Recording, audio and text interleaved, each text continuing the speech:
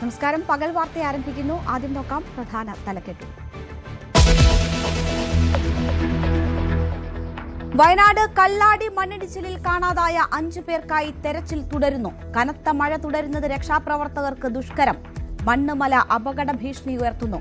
മരിച്ചവരുടെ മൃതദേഹം വിമാനത്തിൽ നാട്ടിലെത്തിക്കും. ആശ്രിതർക്ക് 5 ലക്ഷം സർക്കാർ ധനസഹായം പ്രഖ്യാപിച്ചു.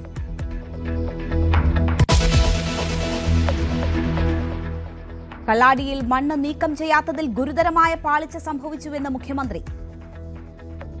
അപകടമുണ്ടായ കാര്യവും അതേ അവസരത്തിൽ കേന്ദ്ര സർക്കാരിന്റെ പാരിസ്ഥിതിക അനുമതി കൊടുത്തപ്പോൾ കൊടുത്ത കർശനമായ നിർദ്ദേശങ്ങൾ പാലിക്കപ്പെട്ടിട്ടുണ്ടോ എന്നുള്ള കാര്യവും ഇത് രണ്ടാണ്. അന്വേഷണമാണ്. 2 തരത്തിലുള്ള അന്വേഷണം ഇതുമായി ബന്ധപ്പെട്ട് നടത്തും.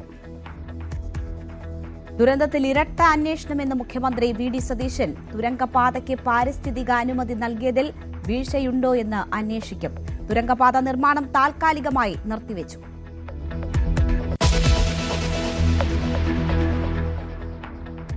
വിഴിഞ്ഞം പോർട്ട് ഓഹരി കൈമാറ്റം ആദ്യം അറിഞ്ഞത് പിണറായി സർക്കാരെന്ന് മുഖ്യമന്ത്രി. ജൂൺ 5-ന് ലേഖനം പ്രസിദ്ധീകരിച്ച ദേശാഭിമാനിക്ക് എവിടെ നിന്ന് വിവരം കിട്ടിയെന്ന് ചോദ്യം.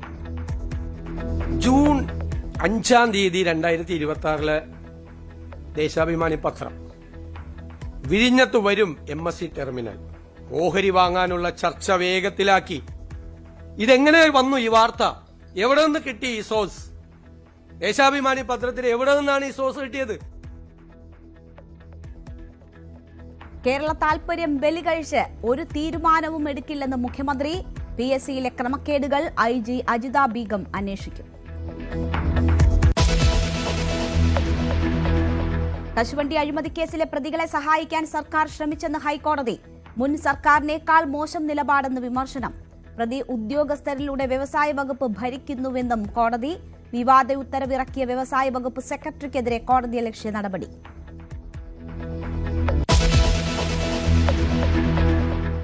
അമേരിക്കൻ ആക്രമണങ്ങൾക്ക് പ്രതികാരവുമായി ഇറാൻ. ബഹ്റൈന് നേരെയും കുവൈറ്റിന് നേരെയും മിസൈൽ വർഷം. US-ന്റെ 5-ാം കപ്പൽപ്പടയെയും വിവിധ വ്യോമത്താവളങ്ങളെയും ലക്ഷ്യം വെച്ച ആക്രമണം. 85 കേന്ദ്രങ്ങൾ ആക്രമിച്ചെന്ന് IRGC. ഇനി കീഴടങ്ങില്ലെന്ന് ഇറാന്റെ പാർലമെന്റ് സ്പീക്കർ. വീണ വിജയന്റെ പിണറായിയിലെ ഭൂമി പരിശോധിച്ച് ED. 80 സെന്റ് ഭൂമി പരിശോധിച്ചത് വില്ലേജ് ഓഫീസറുടെ സഹായത്തോടെ. പിണറായിയുടെ വീടിന് സമീപത്തുള്ള ഭൂമിയും പരിശോധിച്ചു. നികുതി രേഖകൾ ED ഉദ്യോഗസ്ഥർ കൊണ്ടുപോയി.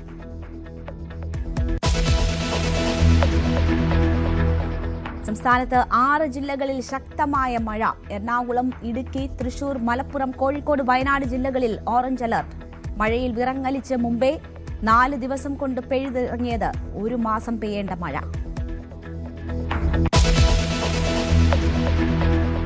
ഓണം ബമ്പറിന്റെ സമ്മാന ഘടനയിൽ മാറ്റം. 30 കോടി ഇനി 1-ാം സമ്മാനം.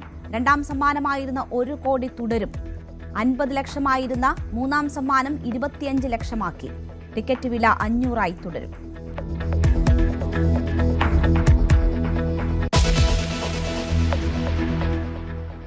ആവേശപ്പോരിൽ ഈജിപ്തിനെ കീഴടക്കി അർജന്റീന.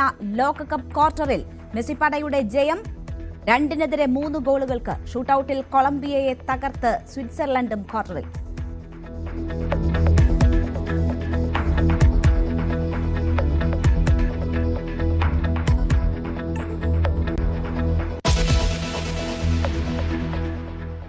ദുരന്തഭൂമിയായി വയനാട്.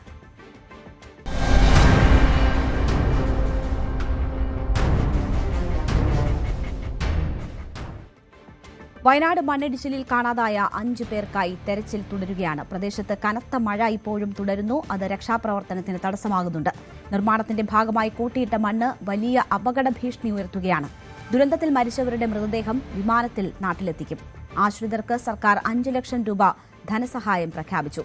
തുരങ്കപാത നിർമ്മാണ കമ്പനിയിലെ ജീവനക്കാരായ 5 പേരെ ഇതുവരെ കണ്ടെത്താനായിട്ടില്ല. CV അനുമോദുണ്ട് വാർത്തയുടെ വിശദാംശങ്ങളുമായി. അനുമോദ്, രക്ഷാപ്രവർത്തനം ഇപ്പോഴും ദുഷ്കരം എന്നതാണ് ഏറ്റവും സങ്കടകരമായ വിവരം. മഴ ശക്തമായി തന്നെ തുടരുന്നു. മാത്രവുമല്ല, കൂട്ടിയിട്ടിരിക്കുന്ന മണ്ണ് വലിയ അപകട ഭീഷണിയാകുന്നു. എന്തൊക്കെയാണ് ഇനി രക്ഷാദൗത്യത്തിന്റെ വഴി? എന്തൊക്കെ സംവിധാനങ്ങൾ ഉപയോഗിച്ചാണ് രക്ഷാപ്രവർത്തനം ഇപ്പോൾ നടക്കുന്നത്?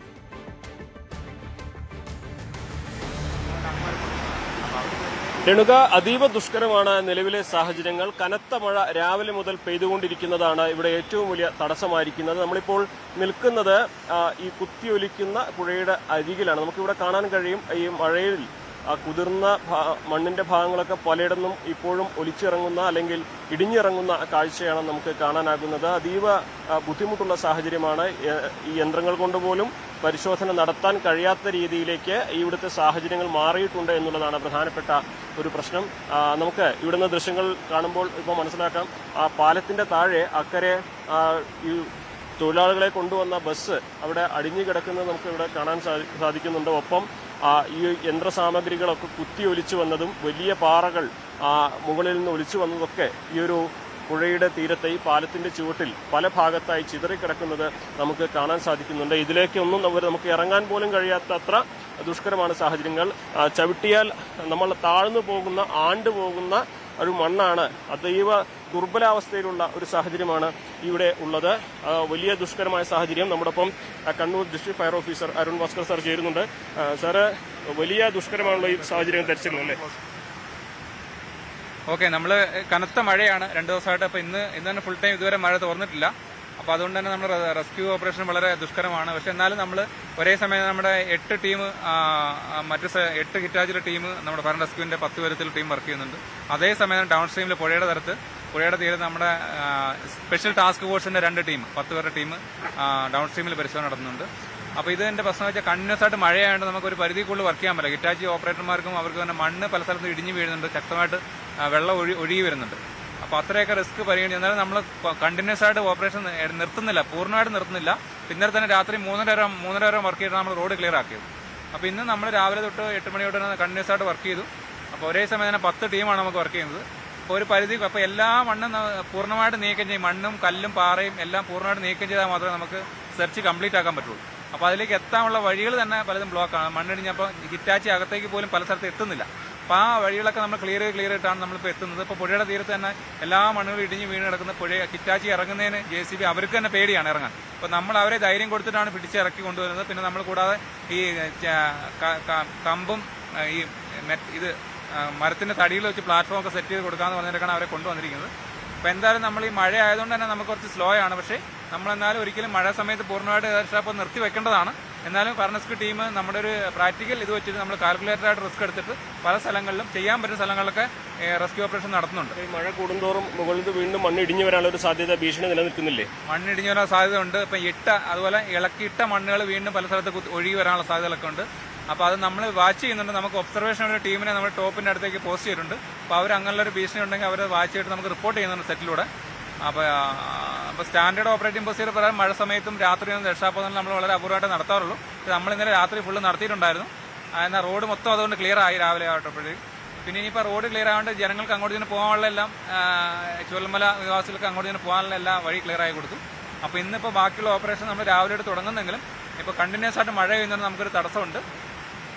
തീർച്ചയായും അത് തന്നെയാണ് അദ്ദേഹം പറഞ്ഞാണ് ഏറ്റവും പ്രധാനപ്പെട്ട പ്രശ്നം. മഴ തുടർച്ചയായി പെയ്യുന്നു.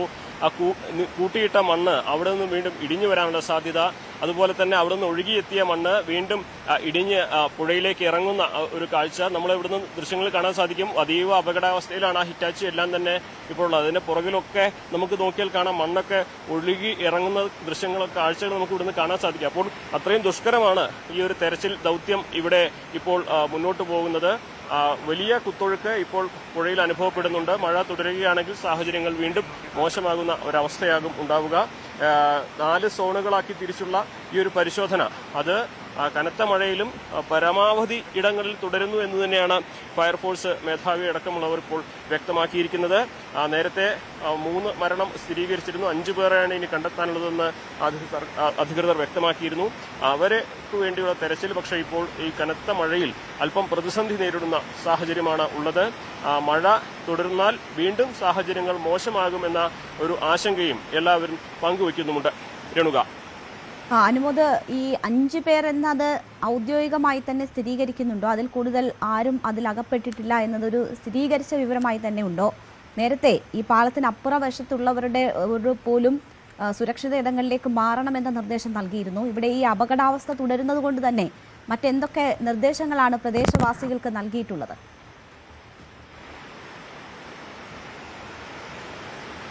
രേണുക, ഈ നേരത്തെ കാണാതായതിൽ 5 പേരെന്നത് സർക്കാരിന്റെ ഔദ്യോഗികമായിട്ടുള്ള ഒരു കണക്കാണ്. അത് ഈ ഒരു നിർമ്മാണ കമ്പനിയിലെ ജീവനക്കാരുടെ എണ്ണം, അവരിൽ രക്ഷപ്പെട്ടവരുടെ എണ്ണം ഇതെല്ലാം പരിശോധിച്ചുകൊണ്ടാണ് 5 എന്ന ആ സംഖ്യയിലേക്ക് എത്തിയിട്ടുള്ളത്. അല്പസമയം മുമ്പ് മുൻമന്ത്രി കെ രാജൻ ഇവിടെ സന്ദർശിച്ചപ്പോൾ അദ്ദേഹം പറഞ്ഞതിലൊരു പ്രധാനപ്പെട്ട ഒരു കാര്യമുണ്ട്. ഇവിടെ എത്തിയതിൽ കാഴ്ച കാണാൻ വന്നവർ, മറ്റ് ഇടങ്ങളിൽ നിന്ന് വന്നവരാരെങ്കിലും ഉണ്ടോ എന്നുള്ളത് അറിയേണ്ടതുണ്ട്. അതും വളരെ പ്രധാനപ്പെട്ട ഒരു കാര്യമാണ്. പക്ഷേ ഇതുവരേക്ക് അത്തരത്തിലുള്ളൊരു സൂചനകളൊന്നും ലഭിക്കാത്ത സാഹചര്യത്തിൽ ഈ 5 എന്ന സംഖ്യയിൽ തന്നെ നിൽക്കുകയാണുള്ളത്. നമുക്കിപ്പോൾ അവിടെ ഈ പാലം തുറന്നതാണ് ഇവിടെ ഏറ്റവും പ്രധാനപ്പെട്ട ഒരു കാര്യം. പാലത്തിലൂടെ പക്ഷേ വളരെ നിയന്ത്രിതമായ അളവിൽ മാത്രമേ, എണ്ണത്തിൽ മാത്രമേ വാഹനങ്ങളെ കടത്തിവിടുന്നുള്ളൂ. 1, നേരത്തെ ചൂരൽമലയിൽ കുടുങ്ങിയവർ, 2 ഈ പ്രദേശവാസികൾ, 3 ഈ രക്ഷാദൌത്യത്തിൽ ഏർപ്പെട്ട വാഹനങ്ങൾ. അത് മാത്രമേ ഇതുവഴി കടത്തിവിടുന്നുള്ളൂ. മറ്റാരെയും ഈ വഴി സഞ്ചരിക്കാൻ അനുവദിക്കുന്നില്ല. ചൂരൽമല നിവാസികൾക്ക്, അതായത് ഈ പാലത്തിന്റെ മറുവശത്തുള്ളവർക്ക് ഇതുവഴി കടന്നു പോകാനുള്ള അനുവാദമുണ്ട്. പക്ഷേ സുരക്ഷിതമായ ഇടങ്ങളിലേക്ക് മാറി താമസിക്കണമെന്ന് നിർദ്ദേശം നൽകിയിട്ടുണ്ട്. ഇപ്പോൾ ഈ ഉരുൾപൊട്ടൽ അല്ലെങ്കിൽ മണ്ണിടിച്ചിലുണ്ടായ ഈ പ്രദേശത്തിന് 500 മീറ്റർ ചുറ്റളവുള്ളവരോടാണ് സുരക്ഷിതമായ സ്ഥാനത്തേക്ക് മാറാൻ പറഞ്ഞിട്ടുള്ളത്. അതിന് ക്യാമ്പും ഇവിടെ മേപ്പാടി പോളിടെക്നിക് കോളേജിൽ തുടങ്ങിയിട്ടുണ്ട്. എന്താണെങ്കിലും മറ്റെവിടെയും കൂടുതൽ പ്രശ്നങ്ങൾ ഇതുവരെ ഉണ്ടായിട്ടില്ല എന്നതാണ് ഇവിടെ ആശ്വാസമാകുന്ന ഒരു കാര്യം. പക്ഷേ ആശങ്കയായിട്ട് മഴ തുടരുമ്പോൾ തെരച്ചിൽ ദൗത്യം അത് വലിയ തോതിൽ തന്നെ പ്രതിസന്ധി നേരിടുകയാണ്. ഒപ്പം തന്നെ ഈ പ്രദേശവാസികളെ സംബന്ധിച്ച് ഈ കുന്നുപോലെ കൂടിക്കിടക്കുന്ന ഈ മൺകൂന അത് എത്രയും പെട്ടെന്ന് നീക്കം ചെയ്തില്ലെങ്കിൽ വീണ്ടും ഒരു ആശങ്ക ഉണ്ടാകുമോ, ഒരു അപകട സാധ്യത ഉണ്ടാകുമോ എന്ന പേടിയും എല്ലാവരും പങ്കുവയ്ക്കുന്നുമുണ്ട്. രേണുക, CV അനുമോദാണ് ദുരന്ത ഭൂമിയിൽ നിന്നും വിവരങ്ങൾ നൽകിയത്. നമുക്ക് ദൃശ്യങ്ങൾ തന്നെ കാണാം എത്രമാത്രം ശ്രമകരമാണ് ആ രക്ഷാദൗത്യം എന്നത്. വലിയ പ്രതികൂല കാലാവസ്ഥ കൂടി നിലനിൽക്കുന്നു. അങ്ങനെ രക്ഷാദൗത്യത്തിന് അത് വലിയ വെല്ലുവിളി ഉയർത്തുന്ന ഘടകമാണ്. 5 പേരെ കണ്ടെത്താനുണ്ട്. അവർക്കായുള്ള തെരച്ചിൽ അവിടെ തുടരുകയാണ്. കള്ളാടി ദുരന്ത പശ്ചാത്തലത്തിൽ വയനാട് തുരങ്കപാത നിർമ്മാണം നിർത്തിവെക്കാൻ സർക്കാർ തീരുമാനം.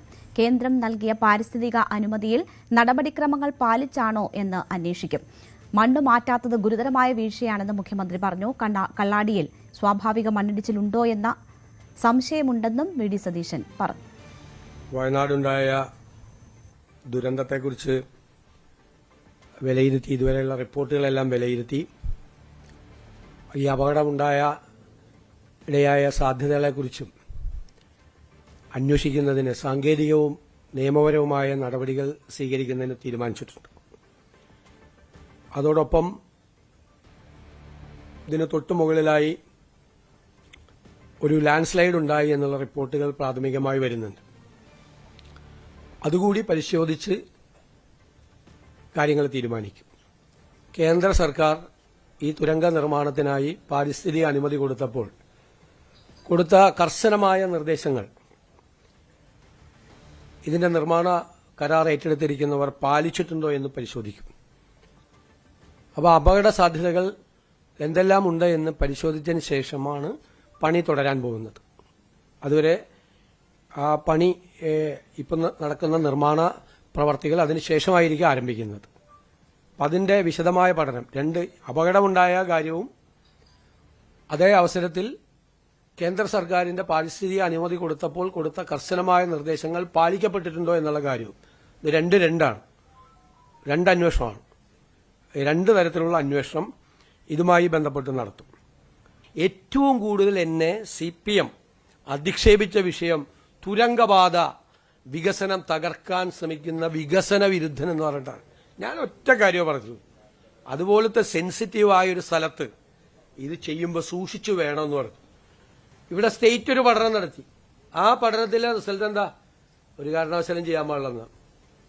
രണ്ടാമത് സെൻട്രൽ ഗവൺമെന്റ് വേണ്ടാന്ന് പറഞ്ഞു. വീണ്ടും സംസ്ഥാന ഗവൺമെന്റ് നിർബന്ധിച്ച് അവിടെ നിന്ന് 50ഓളം കർശനമായ നിർദ്ദേശങ്ങൾ വെച്ചുകൊണ്ടിട്ടുള്ളതാണ് ഈ തുരങ്കപാതയുടെ പണി തുടങ്ങിയത്. അതുകൊണ്ടാണല്ലോ നമ്മൾ പറഞ്ഞത് എന്താണ് സംഭവിച്ചിരിക്കുന്നത് എന്ന് നമ്മൾ പരിശോധിക്കട്ടെ. ഞാനിപ്പോഴും അങ്ങനെ പറയും, ഗവൺമെന്റിന്റെ ഭാഗമല്ലേ. പക്ഷേ ഈ ഒരു വിഷയത്തിന്റെ പുറത്ത് ഒരുപാട് പരിഹസിക്കപ്പെട്ട, ആക്ഷേപിക്കപ്പെട്ട ഒരു പ്രതിപക്ഷ നേതാവായിരുന്നു ഞാനെന്ന് നിങ്ങളൊക്കെ ഓർക്കുന്നതല്ല. വയനാട് കള്ളാടിയിൽ തെരച്ചിൽ പ്രതീക്ഷിച്ചതിലും ദുഷ്കരമെന്ന് റവന്യൂ മന്ത്രി എ പി അനിൽകുമാർ. കനത്ത മഴ പ്രതിസന്ധിയാണ്. 7 അടിക്ക് മുകളിൽ മണ്ണ് കുന്നുകൂടി കിടക്കുകയാണ്. കൂടുതൽ യന്ത്ര സംവിധാനങ്ങൾ കൊണ്ടുവരും. പ്രദേശവാസികൾക്ക് കടന്നുപോകുന്നതിന് ഇളവ് നൽകിയിട്ടുണ്ട് എന്നും മന്ത്രി പറഞ്ഞു.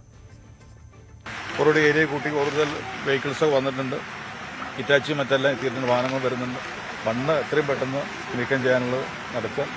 ഏതാണ്ട് ഒരു ധാരണ ഉണ്ട് എന്നാണ് പറയുന്നത്, ഏത് ഏരിയയിലായിരിക്കും എന്നുള്ളത്. അപ്പോൾ അതിന്റെ ഒരു ഫോക്കസ് പോകുന്നുണ്ട്. മഴ വലിയ അങ്ങനെ ഇതില്ല, അത് നമ്മൾ സ്റ്റാർട്ട് ചെയ്തിട്ടുള്ളൂ. മഴ വലിയ തടസ്സമാണ്. വലിയ തടസ്സം തന്നെയാണ്. ഇല്ല, നമ്മൾ ചെയ്യുന്നുണ്ട്, വർക്ക് ചെയ്യുന്നുണ്ട്. അവിടെ നമുക്ക് അവർ ഫ്രീ ആക്കി വിട്ടുകൊടുക്കുക എന്നുള്ളതാണ്. അപ്പോൾ അവരെ നന്നായിട്ട് ചെയ്യുന്നുണ്ട്. പ്രദേശവാസികൾക്കുള്ള നിയന്ത്രണങ്ങൾ എന്തെങ്കിലും ഈ ഘട്ടത്തിൽ? പ്രദേശവാസികൾ ഇവിടെ താമസിക്കുന്നവർക്ക് അങ്ങോട്ടും ഇങ്ങോട്ടും പോകാനുള്ള സൗകര്യം ഒരുക്കിയിട്ടുണ്ട്. അതല്ലാത്തവർ വന്നിട്ട് നമ്മുടെ വർക്കിനെ ബാധിക്കാത്ത രീതിയിലാക്കും. ദുരന്തത്തിൽ സർക്കാർ ശക്തമായ ഇടപെടൽ നടത്തിയെന്ന് നിയമസഭാ സ്പീക്കർ തിരുവഞ്ചൂർ രാധാകൃഷ്ണൻ. ദുരന്ത സാഹചര്യത്തെക്കുറിച്ച് കൃത്യമായ പഠനം നടത്തിയ ശേഷം മാത്രമേ എന്തെങ്കിലും പറയാനാകൂ. ഇപ്പോൾ വിവാദങ്ങൾക്കുള്ള സമയമല്ല എന്നും തിരുവഞ്ചൂർ പറഞ്ഞു. ഏതായാലും ഗവൺമെന്റ് അക്കാര്യത്തിനകത്ത് വളരെ ചടുലമായ നടപടിയാണ്. അടിയന്തരമായിട്ട് തന്നെ 2 മന്ത്രിമാർ അവിടെ എത്തി. അതിന്റെ റവന്യൂവിന്റെയും കൃഷിയുടെയും ചാർജുള്ള 2 മന്ത്രിമാരവിടെ എത്തി. മുഖ്യമന്ത്രി ഇന്ന് അവിടെ പോകുന്നുണ്ട്. മുഖ്യമന്ത്രി പറഞ്ഞ വാക്കുകൾ നമുക്ക് അപ്പാടെ മനസ്സിലാക്കാം. ഉത്തരവ് കൊടുത്തിട്ടും അത് പാലിച്ചില്ല എന്നാണ് ഞാൻ മനസ്സിലാക്കിയത്. എന്താണെന്നുള്ളതിനെ കുറിച്ച് അന്വേഷണം നടത്തി ഗവൺമെന്റ് നടപടിയെടുക്കും എന്ന് തന്നെയാണ് എൻ്റെ വിശ്വാസം. കമ്പനിക്കെതിരെ നടപടി ഉണ്ടാകും. അത് പറഞ്ഞിട്ട് അത് ഗവൺമെന്റ് അഡ്മിനിസ്ട്രേറ്റീവായിട്ടൊരു കാര്യമാണ്. അത് സ്വാഭാവികമായിട്ടും ഗവൺമെന്റ് അതിനെക്കുറിച്ച് ആലോചിക്കും എന്ന് തന്നെയാണ് എൻ്റെ വിശ്വാസം. അതാണ് മുഖ്യമന്ത്രി പറഞ്ഞത്. അതുകൊണ്ടാണ് അതിൻ്റെ തന്നെയാണ് ഞാൻ വീണ്ടും ഒന്നുകൂടെ പറഞ്ഞത്. അങ്ങനെ അവിടെ കൂട്ടിയിരുന്ന വയനാട്ടിലെ ദുരന്തമേഖല മുൻ മന്ത്രിയും MLA-യുമായ കെ രാജൻ സന്ദർശിച്ചു. വിവാദങ്ങളിലല്ല ഇപ്പോൾ കാര്യമെന്നും പരമാവധി സഹായം ഉറപ്പാക്കുകയാണ് വേണ്ടതെന്നും അദ്ദേഹം പറഞ്ഞു. മുൻമന്ത്രി കെ രാജൻ ഇപ്പോൾ കള്ളാച്ചിയിലെ അപകടം നടന്ന സ്ഥലത്ത് സന്ദർശനം നടത്തുകയാണ്. രാജേട്ടാ, എങ്ങനെയാണ് ഈ സാഹചര്യങ്ങൾ? ഈ മഴ കൂടി വന്നതോടുകൂടി കുറച്ച് ഗൗരവമാണ്. ഇപ്പോൾ തുരങ്കത്തിന്റെ പ്രധാന പോയിന്റിൽ നിന്നാണ് പ്രഷർ ഉണ്ടായിട്ട് മണ്ണിങ്ങോട്ട് വന്നിട്ടുള്ളത് എന്നാണ് കാണുമ്പോൾ മനസ്സിലാക്കാൻ കഴിയുന്നത്. സർക്കാരിന്റെ കണക്കനുസരിച്ച് 5 പേരാണ് ഇനി കണ്ടെത്തേണ്ടതായിട്ടുള്ളത്. പക്ഷേ ആരെങ്കിലും കാഴ്ചക്കാരായി ഈ സ്ഥലങ്ങളിലേക്ക് പോകുന്നതിന്റെ ഭാഗമായിട്ട് ഉണ്ടായിട്ടുണ്ടോ എന്നും നോക്കേണ്ടതുണ്ട്. ദുഷ്കരമായിട്ടുള്ള തെരച്ചിൽ സാഹചര്യമാണ്. എല്ലാ വിധത്തിലുള്ള സംവിധാനങ്ങളും ഉണ്ട്. സർക്കാരിന് പൂർണ്ണമായിട്ടുള്ള പിന്തുണ അറിയിക്കുകയാണ് ഒരു ദുരന്ത നിവാരണ ഘട്ടം എന്ന നിലയിൽ. വേറെ ഒരു വിവാദത്തിനും ഇപ്പോൾ ഇടയില്ല. പ്രാഥമികമായിട്ടുള്ള നിഗമനങ്ങൾ കൊണ്ട് എന്താണ് ഉണ്ടായത് എന്നാരും പ്രവചിക്കാനും ഇപ്പോൾ പാടില്ല. സമഗ്രമായിട്ടുള്ളൊരു അന്വേഷണമാണ് ഈ കാര്യത്തിൽ വേണ്ടത്. ഇപ്പോൾ ആദ്യത്തെ പ്രശ്നം ആരെങ്കിലും പെട്ടവരുണ്ടോ, രക്ഷപ്പെടുത്താനുണ്ടോ? ഇപ്പോൾ കണ്ടല്ലോ, ഈ ഒഴുക്ക് മലവെള്ളപ്പാച്ചിൽ കൂടുതലാവുകയാണ്. കോൺക്രീറ്റ് ഭാഗങ്ങളിലൊക്കെ തട്ടിക്കിടന്നവർ നിന്നുപോയവരുമായിട്ടുള്ള ആളുകളുണ്ടോ എന്നൊക്കെ ഉൾപ്പെടെയുള്ള പരിശോധനകളിലാണ് ഇപ്പോൾ കേന്ദ്രീകരിക്കുന്നത്. സ്വാഭാവിക മണ്ണിടിച്ചിൽ നടന്നു കരുതണ്ടേ ആദ്യത്തെ കാഴ്ചകൾ കാണുമ്പോൾ? അതെ, മണ്ണിടിച്ചിൽ വളരെ ഗൗരവമായിട്ടുണ്ടായി എന്ന് കരുതണം. മഴ നല്ലതുപോലെ ഉണ്ടായിരുന്ന ഒരു ഘട്ടമായിരുന്നു. കാരണം ഇപ്പോൾ ഏകപക്ഷീയമായിട്ട് പറയുന്നത് ഒരു ഗുണകരമായിരിക്കില്ല. അതിൻ്റെ ഒരു നിഗമനങ്ങളിലേക്ക് പോകുന്നത്. ഇപ്പോൾ ഒരു അന്വേഷണം പ്രഖ്യാപിച്ചിട്ടുണ്ട്. ആ അന്വേഷണത്തിന്റെ പരിധിക്കകത്ത് പെടേണ്ട വിഷയങ്ങളെ സംബന്ധിച്ച് ഗവൺമെന്റ് തന്നെ പ്രഖ്യാപിക്കുമ്പോൾ കാര്യങ്ങളിൽ കൂട്ടിച്ചേർക്കേണ്ട എന്തെങ്കിലും ഉണ്ടോ എന്ന് നമുക്ക് പറയാം. സമഗ്രമായ അന്വേഷണമായിരിക്കും. ഏതെങ്കിലും ഒരു പോയിന്റിൽ മാത്രം കാണരുത്. നമുക്ക് ഇപ്പോഴത്തെ പ്രശ്നം ആളുകളെ രക്ഷിക്കുക എന്നുള്ളതാണ്. അതിന് ടീമായി എല്ലാവരും കൂട്ടായി നിർത്തുക. ദുരന്തം എന്ന് പറഞ്ഞത് പൂർണ്ണമായും ശരിയാണോ? അല്ല, നമുക്കിപ്പോൾ അങ്ങനെ പ്രവചിക്കാനോ അത്തരമൊരു വിവാദത്തിലേക്ക് പോകാൻ ആഗ്രഹിക്കുന്നില്ല. കാരണം ആളുകൾ തുടക്കത്തിൽ തന്നെ ഒരു ദുരന്തത്തെക്കുറിച്ച് അഭിപ്രായം പറയേണ്ടതില്ല. അതിലെന്തൊക്കെയാണ് മനുഷ്യനിർമ്മിത ദുരന്തമാണെങ്കിൽ ആ മനുഷ്യരാരൊക്കെയാണ്, ഇതൊക്കെ അന്വേഷണത്തിന് നമുക്ക് വിധേയമാക്കേണ്ട കാര്യങ്ങളാണ്. കാര്യം പറയുന്നത് വലിയൊരു ആശങ്കയുണ്ട് ഈ മണ്ണിങ്ങനെ കൂടിക്കിടക്കുന്നതിനെ കുറിച്ച്. ഓരോ തവണ മഴ പെയ്യുമ്പോഴും അവർക്ക് പേടിയാണെന്നാണ് പറയുന്നത്. ഇതിനൊരു പരിഹാരം ഉണ്ടാക്കി? ഉറപ്പായിട്ടും അതൊരു ഗൗരവമായിട്ടുള്ള കാര്യമാണ്. ഒരു നിർമ്മാണത്തിന്റെ പ്രധാനപ്പെട്ട രീതിയിൽപ്പെടുന്നതാണത്. അങ്ങനെ പ്രത്യേകിച്ച് കാലം, മഴക്കാലം, അതിന്റെ പിന്നെ പ്രത്യേകമായിട്ടുള്ള ഇൻഫോർമേഷൻസ് ഒക്കെ വരുമ്പോൾ നമ്മൾ ഹോട്ട്സ്പോട്ടുകൾ കണ്ടെത്തും. ആ ഹോട്ട്സ്പോട്ടുകളിൽ ഒഴിഞ്ഞു പോകേണ്ട ആളുകളെ നിശ്ചയിക്കും. അല്ലെങ്കിൽ അവിടെയുള്ള ദുരന്തമുണ്ടാക്കാൻ സാധ്യതയുള്ള വസ്തുക്കൾ എങ്ങനെ മാറ്റണമെന്ന് ആലോചിക്കും. അതിന് സ്ഥിരമായി ഡിസാസ്റ്റർ മാനേജ്മെന്റ് ഒരു പ്രോട്ടോകോൾ ഉണ്ട്. നടപ്പിലാക്കപ്പെട്ടിട്ടുണ്ടോ എന്നൊക്കെ നമുക്ക് നോക്കാം. ഇപ്പൊ തൽക്കാലം ഈ ദുരന്തത്തിൽ എല്ലാവരും കൂടിച്ചേർന്നുകൊണ്ട് രക്ഷിക്കാൻ ശ്രമിക്കുക, മരണപ്പെട്ടവരെ പരമാവധി സഹായങ്ങൾ എത്തിക്കുക, ബാക്കിയുള്ളവർക്ക് ആവശ്യമായിട്ടുള്ള സൗകര്യങ്ങൾ കൊടുക്കുക. ഇതൊക്കെയാണ് ഏറ്റവും പ്രധാനം. കഴിഞ്ഞ ദുരന്തത്തിന് സമയത്ത് മുഴുവൻ സമരം ഉണ്ടായതാണ്. അപ്പോൾ ഇവിടുത്തെ ജോഗ്രഫി കൃത്യമായിട്ട് അറിയുന്ന ഒരാളാണ്. ഇപ്പോൾ ദുർബലമായിട്ടുള്ള മണ്ണിന്റെ സ്വഭാവമാണ് കാണുന്നത്. ഞാനിപ്പോൾ ന്യൂസ് 8ന്റെ ക്യാമറാമാനോട് അവിടെയുള്ള മണ്ണ് കുത്തിയൊലിച്ചു വരുന്നൊന്ന് നോക്കി വെക്കാൻ പറഞ്ഞു. കാരണം അതിന്റെ താഴെ 2 ഹിറ്റാച്ചി കിടക്കുന്നുണ്ട്. കഴിഞ്ഞ തവണ ചൂരൽമലയിലെ ദുരന്തം ഉണ്ടായ അതേ റൂട്ടിലൂടെ തന്നെയാണ് ഇപ്പോൾ വെള്ളം പോകുന്നത്. ചാലിയാറിലേക്ക് സൂചിപ്പാറ വഴി കൃത്യമായിട്ട് ഈ വഴിയിലൂടെ തന്നെയാണ് പോകുന്നത്. അതുകൊണ്ട് മണ്ണ് വളരെ ദുർബലമാകുകയാണ്. ഏത് സമയത്തും ഓരോ പോർഷനും ഇടിഞ്ഞുകൊണ്ടിരിക്കും. ആ വിധത്തിലുള്ള മഴ ഉണ്ടാകുന്നുണ്ട്. നേരത്തെ കുറച്ച് മഴ ഒഴിഞ്ഞു നിന്നെങ്കിലും ഇപ്പോൾ കൂടുന്നുണ്ട്. അതനുസരിച്ച് സുരക്ഷാ പരിശോധനയുടെയും തയ്യാറെടുപ്പുകളുടെയും സ്വഭാവത്തിനൊരു മാറ്റം വരുത്തേണ്ട ഘട്ടമായിട്ടുണ്ട്. സർക്കാർ ആളുകളുടെ സുരക്ഷയാണ് ഉറപ്പാക്കേണ്ടത്. ആദ്യം ആളുകളുടെ സുരക്ഷ, കാണാനാവാത്തവരെ കണ്ടെത്തി അവരുടെ ബന്ധുക്കൾക്ക് ആവശ്യമായ ഇൻഫർമേഷൻ കൊടുക്കുക, അതാണ് ഏറ്റവും പ്രധാനം. അതിനുശേഷം ബാക്കി കാര്യങ്ങൾ ആലോചിക്കാം. അതോടൊപ്പം തന്നെ വളരെ ഗൗരവമായിട്ടുള്ളത് ഇനി ഇതിന്റെ തുടർച്ചയില്ലാതിരിക്കാനുള്ള പ്രത്യേക ശ്രദ്ധയുണ്ടാകണം. അതുകൊണ്ടാണ് ഇപ്പോൾ പറഞ്ഞത്, മഴ വീണ് ഒലിച്ചുകൊണ്ടിരിക്കുന്ന ഇടിഞ്ഞുകൊണ്ടിരിക്കുന്ന പ്രദേശങ്ങൾ പ്രത്യേകമായിട്ടുള്ള സുരക്ഷിതത്വം കൊടുക്കുകയും വാഹനങ്ങളും ആളുകളും ഒഴിവാക്കുകയും ചെയ്യാനുള്ള പ്രവൃത്തി കൂടി ഇതിന്റെ ഭാഗമായിട്ട് വളരെ അടിയന്തര പ്രാധാന്യത്തോടു കൂടി ചെയ്യേണ്ടതാണ്. ജനങ്ങളുടെ സുരക്ഷയാണ് ഉറപ്പാക്കേണ്ടത്. അതിനാവശ്യമായ നടപടികൾ സർക്കാർ സ്വീകരിക്കണം. ഒപ്പം തന്നെ മണ്ണ് നീക്കം ചെയ്ത് ആളുകളുടെ ഭീതി ഒഴിവാക്കാനുള്ള നടപടി സ്വീകരിക്കണമെന്നും മുൻ മന്ത്രി കെ രാജൻ വ്യക്തമാക്കുന്നു. അഖിലോട്ട് പാറയ്ക്കൊപ്പം CV അനുമോദ്, ന്യൂസ് 18. വിഴിഞ്ഞം തുറമുഖ പദ്ധതിയിൽ മുഖ്യമന്ത്രിയും അദാനി കമ്പനിയും ഗൂഢാലോചന നടത്തിയെന്ന ആരോപണം തള്ളി മുഖ്യമന്ത്രി VD സതീശൻ. ഓഹരി കൈമാറ്റം നേരത്തെ അറിഞ്ഞത് LDF സർക്കാരാണ്. ജൂൺ 5-ന് ദേശാഭിമാനി പത്രത്തിൽ വന്ന ലേഖനം ഉയർത്തിയായിരുന്നു മുഖ്യമന്ത്രിയുടെ പ്രതിരോധം. LDF സർക്കാർ കാലത്തെ വിഴിഞ്ഞം കോൺക്ലേവിൽ എംബസി പ്രതിനിധികൾ പങ്കെടുത്തെന്നും VD സതീശൻ പറഞ്ഞു. ജൂൺ 5 2026 ദേശാഭിമാനി പത്രം വിഴിഞ്ഞത്ത് വരും MSC ടെർമിനൽ, ഓഹരി വാങ്ങാനുള്ള ചർച്ച വേഗത്തിലാക്കി. ജൂൺ 5 ഞങ്ങളുടെ MD അവിടെ ചാർജ് എടുക്കുന്നത് ജൂൺ 11 ആണല്ലോ. ജൂൺ 11 ഞങ്ങളുടെ MD അവിടെ. അതിനു മുമ്പ് അറിയാമായിരുന്ന ഏക പത്രം ദേശാഭിമാനിയാണ്. ദേശാഭിമാനിയുടെ സോഴ്സ് എന്താണ്? ഗവൺമെന്റാണ് ദേശാഭിമാനിയുടെ സോഴ്സ്. ആ കഴിഞ്ഞ ഗവൺമെന്റിന്റെ കാലത്ത് കഴിഞ്ഞ ഗവൺമെന്റിന് നേതൃത്വം കൊടുത്ത ആളുകളാണ് ദേശാഭിമാനിയുടെ സോഴ്സ്. നിങ്ങൾക്ക് ഒരു മാധ്യമങ്ങൾക്കും കിട്ടാത്ത വാർത്ത വിഴിഞ്ഞത്ത് വരും. ഞാനിപ്പോഴാണ് കാണുന്നത്, ഇന്നലെയാണ് കാണുന്നത്. വിഴിഞ്ഞത്ത് വരും MSC ടെർമിനൽ, ഓഹരി വാങ്ങാനുള്ള ചർച്ച വേഗത്തിലാക്കി. അപ്പൊ ഞങ്ങളുടെ MD അവിടെ ചാർജ് എടുത്തതിന് ശേഷമല്ല, അതിനു മുൻപ് അവിടെ MD ഉണ്ടായിരുന്നു, ഗവൺമെന്റ് ഉണ്ടായിരുന്നു, പോർട്ടും മന്ത്രി ഉണ്ടായിരുന്നു. കഴിഞ്ഞ ഗവൺമെന്റിന് അറിയാമായിരുന്നു MSC ആയിട്ടുള്ള. എന്നിട്ടത് ഞങ്ങളുടെ തലയിൽ കൊണ്ട് വയ്ക്കാൻ നോക്കുക. ഇതെങ്ങനെ വന്നു ഈ വാർത്ത? എവിടെ നിന്ന് കിട്ടി ഈ സോഴ്സ്? ദേശാഭിമാനി പത്രത്തിൽ എവിടെ നിന്നാണ് ഈ സോഴ്സ് കിട്ടിയത്? 5 MSC വരും. വിഷയത്തിൽ അദാനി കമ്പനിയെ അന്ന് തന്നെ അതൃപ്തി അറിയിച്ചു. ഓഹരി കൈമാറ്റത്തിനുള്ള അപേക്ഷ എംപവേർഡ് കമ്മിറ്റി പരിശോധിക്കുമെന്നും മുഖ്യമന്ത്രി പറഞ്ഞു. ഞങ്ങളുടെ മുമ്പിലുള്ള എന്താണ് കാര്യം? കൺസെഷൻ എഗ്രിമെന്റിൽ അവരുടെ ഷെയർ അവർക്ക് കൊടുക്കണമെങ്കിൽ ഗവൺമെന്റിന്റെ അപ്രൂവൽ വേണം. ഞങ്ങൾ എന്തിനാണ് അപ്രൂവൽ കൊടുക്കില്ല എന്ന് ഞങ്ങൾ തീരുമാനിക്കാൻ പാടില്ലല്ലോ. ഗവൺമെന്റിന്റെ താല്പര്യങ്ങൾ സംരക്ഷിക്കപ്പെടണം. ഗവൺമെന്റിന്റെ ഇൻട്രസ്റ്റ്, നമ്മളാണ് ഓണർ, നമ്മുടെ താല്പര്യങ്ങൾ പൂർണ്ണമായി സംരക്ഷിക്കപ്പെടണം. അല്ലാതെയുള്ള എന്തെങ്കിലും ഇതിലുണ്ടോ, ഇതിന്റെ ട്രാൻസ്ഫറിലുണ്ടോ എന്ന് നമ്മൾ നോക്കണം, നമ്മൾ പരിശോധിക്കണം. മാത്രമല്ല, ഈ വിഴിഞ്ഞം പോർട്ടിന്റെ ഭാവി എങ്ങനെയായിരിക്കും ഇവർ വന്നാൽ, ഗുണമാണോ ദോഷമാണോ, അതിനാണ് എംപവേർഡ് കമ്മിറ്റിക്ക് അത് പഠിക്കാൻ വേണ്ടി കൊടുത്തിരിക്കുന്നത്. ഇനി അവർ പഠിച്ചു വന്നാലും ഗവൺമെന്റ് ഓഫ് ഇന്ത്യയുടെ സാങ്ഷനും എല്ലാം കിട്ടിക്കഴിഞ്ഞാൽ മാത്രമേ സ്റ്റേറ്റ് ഗവൺമെന്റ് ഇക്കാര്യത്തിൽ ഒരു തീരുമാനം എടുക്കുകയുള്ളൂ. വിഷയത്തിൽ അദാനി കമ്പനി അന്ന് തന്നെ അതൃപ്തി അറിയിച്ചു. ഓഹരി കൈമാറ്റത്തിനുള്ള അപേക്ഷ എംപവേർഡ് കമ്മിറ്റി പരിശോധിക്കുമെന്ന് പറഞ്ഞ മുഖ്യമന്ത്രി MSC കമ്പനി വരുന്നതിനോട് താൽപര്യക്കുറവില്ലെന്ന സൂചനയും നൽകി. അവർ ലോകത്തിലെ ഏറ്റവും, ഞങ്ങൾ പരിശോധിച്ചു, ലോകത്തിലെ ഏറ്റവും വലിയ ഷിപ്പിംഗ് കമ്പനികളിൽ ഒന്നാണ്.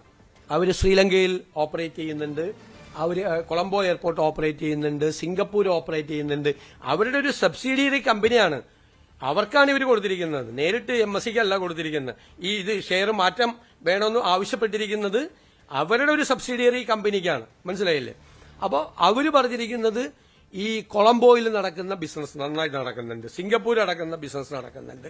അത് വിഴിഞ്ഞത്തേക്ക് അത് കൂടുതൽ കൊണ്ടുവരാൻ പറ്റും. കാരണം അവർക്ക് എല്ലാ ഷിപ്പിംഗ് കമ്പനികളുടെയും താല്പര്യം എന്ന് പറയുന്നത് ഈ റൂട്ടാണ് ഇതിന്റെ ഒരു സ്ട്രാറ്റജിക് ആയിട്ടുള്ള ഒരു പ്രത്യേകതയും ഈ റൂട്ടും ട്രാവൽ ചെയ്യുന്നതിനുള്ള കുറവും മദർഷിപ്പുകൾ അടുക്കാനുള്ള സൗകര്യം ഉൾപ്പെടെയുള്ള കുറെ അഡ്വാൻറ്റേജ് ഇവിടെയുണ്ട് എന്ന് പറഞ്ഞു.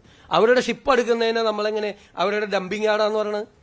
അവരുടെ ഷിപ്പ് അടുക്കുന്നുണ്ട്. അത് ധനവകുപ്പും നിയമവകുപ്പും കൈവശം വെച്ചിരിക്കുന്നു എന്ന രാഷ്ട്രീയ വിമർശനത്തിന് കൂടി മുഖ്യമന്ത്രി മറുപടി നൽകി.